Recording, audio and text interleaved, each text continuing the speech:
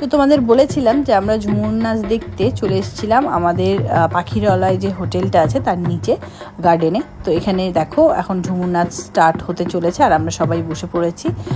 ঝুমুর নাচটা অ্যাকচুয়ালি কী সেটা আমরাও জানতাম না, যাই হোক এখানে দেখার পরে সেই মজা লাগলো, ভাবলাম একদম যেটা হয় সেটা তোমাদের সঙ্গে শেয়ার করি। দেখো কেমন লাগলো অবশ্যই কমেন্টে জানাবে।